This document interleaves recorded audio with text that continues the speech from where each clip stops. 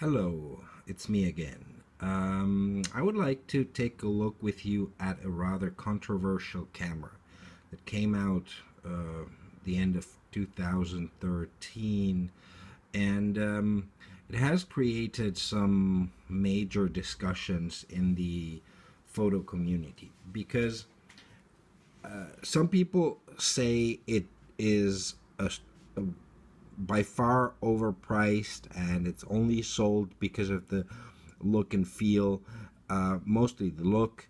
It has been defined a hipster camera. Um, it's sometimes some people say it's overrated, some people say it's underrated. I would like to tell you what I think about it, show you some sample pictures at the end of the video, and well, let you decide what you think about it. Not necessarily if you want to buy it or not, but just to give my impression based on the discussions that are around there. At first, just a quick look at the details of the camera. It's kind of a bizarre thing because if you look at it from the back, it's basically like any modern digital camera. You have your screen, you have your buttons, you have everything that you would have in a D800 or a D600, D610, etc. One thing that has to be mentioned, when it came out, the flagship model by Nikon was the D4, and this camera shares the D4 sensor. Only the sensor and image processor, not, for example, the autofocus system, things like that. But the sensor, so the part that is, well, for the most responsible for the image quality is the one that was then in the flagship model by that brand. So this should be something good.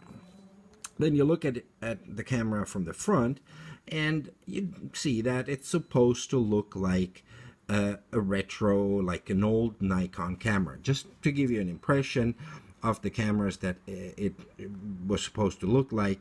And I will take the DF out of the picture because I want to go into one detail later, so I don't want to see them side by side yet, so these are the cameras that the DF was supposed to look like the Nikon FA. It's the dials and the front, the little grippy thing here, or for example the Nikon F3.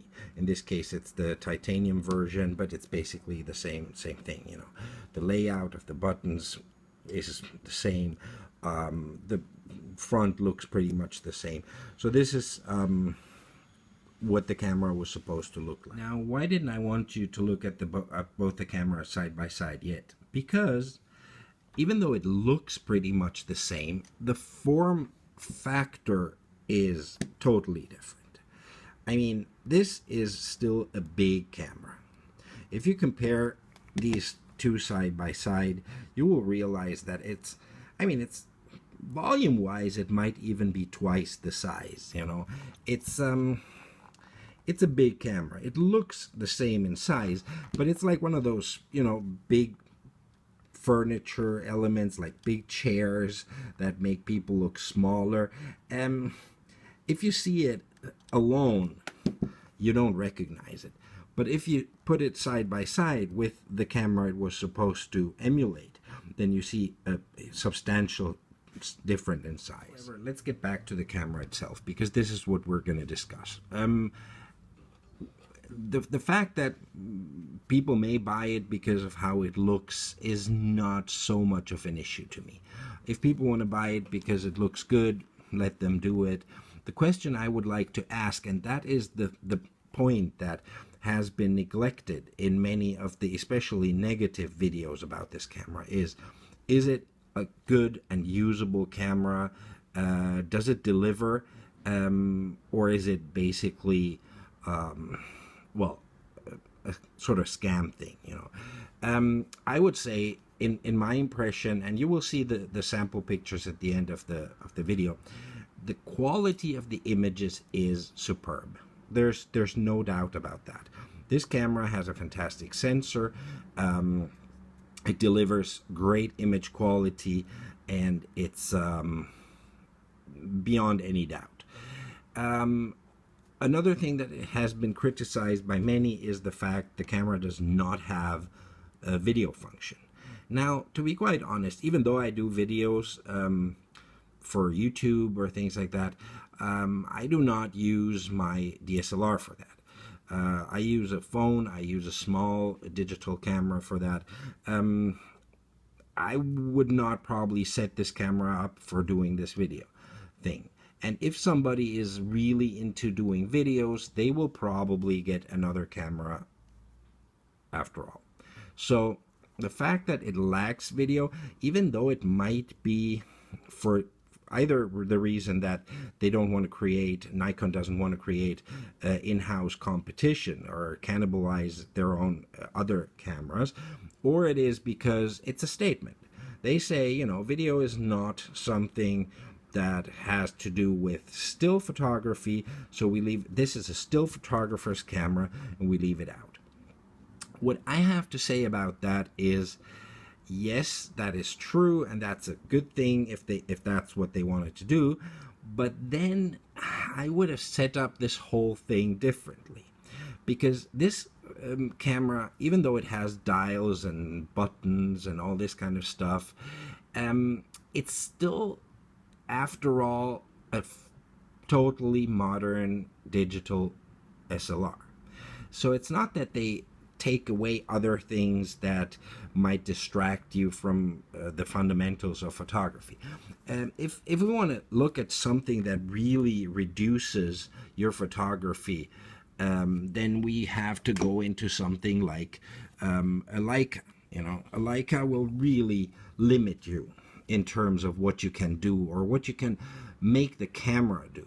What you can do is still basically all the same, you know, but this one reduces your options. This one does not. In a certain way, it makes accessing certain options a little more difficult by separating certain things from the menu, for example, you know, and it's not even there, because some functions, it's bizarre, but some functions you can access both from the menus and from the dials. So sometimes you set something to a certain value, and then you realize that you have to reset it here too. It's not an ideal solution. When I bought the camera, I was expecting to be able to control the camera from the outside in terms of like settings. You cannot. You will always have to go into the menus. The fact that you can set like the drive modes here, it's like that in other cameras too. So it's this retro layout does not really change the approach you have towards the camera. It does, for example, in a camera like the Leica. So yes, people may buy this camera because of the looks. Does it make it a bad camera? I would say no. Could it be cheaper? Maybe. On the other hand, if the sensor is a factor that you have to count in, and when the camera came out, that was the top of the line sensor, then why make it cheaper? So in the end, I would say this is a great camera, and it's still rather compact compared to other digital SLRs. If you want to use it in a certain way, like walking around with one camera, one lens, that is actually still a quite compact setup you will have. And so in terms of using the camera, it is different. It's a different feeling you have. In terms of controlling the camera, this is pretty much like any other DSLR. So to sum up, my opinion and my perspective on the DF. It's a great camera. Probably they did not reach what they wanted or what they declared they wanted to reach, reducing your photography focusing on the essentials of photography, seeing. So that probably was more like for the marketing campaign. In terms of the quality, the camera is great. It's weather sealed. It's really something that you can take in your hand and walk out of the door and start taking pictures with. Is it a camera for a professional? Most certainly not, unless this professional has the privilege of doing semi-artistic street photography kind of things. For that person, it would be great. Other disadvantages of the camera, I don't see the lack of video to be a disadvantage. The battery life, by the way, is fantastic. It's really great. It has a small battery, but it's very decent. I wouldn't know like numbers, but it goes a whole day, no problem. What else? The camera is really nice to use. It looks good. It may have one more advantage in terms of, for example, street photography. It looks like an old camera. It does. So a lot of people will think, okay, this is something more, easygoing. People will not be aggressive, will not think you're a professional photographer when you approach them with something like this. What else? I don't know if I would buy it again. I have it and I will keep it and I like using it. If I had to buy it again with some other cameras that are on the market right now, for example, the Sony A7, A7R, A7S, I don't know, maybe I would go another way. But since I had a Nikon system with several different Nikon lenses, this seemed like a good choice for me. And actually, after buying this one, I sold my D800 because I thought, for my kind of photography, portrait, street photography, this is actually the better camera. One other advantage it has, I forgot to mention, this camera really is exceptional in terms of low light performance. This camera, you can push it basically all the way up and get usable pictures, especially if, like me, you convert them in black and white. So you get that grain, but it's kind of grain. It's not so much like these bizarre digital electronic events that happen on a high ISO picture. It's really, really good. So my suggestion is, if you have it or if you want it as a camera, to put on one lens, walk out the door, take pictures of people, of situations, cities, landscape, not so much, but an easy camera to use with great quality. If you're looking for a camera that has to be integrated in a professional or semi-professional context, then this is probably not the camera for you, because it's kind of gadgety.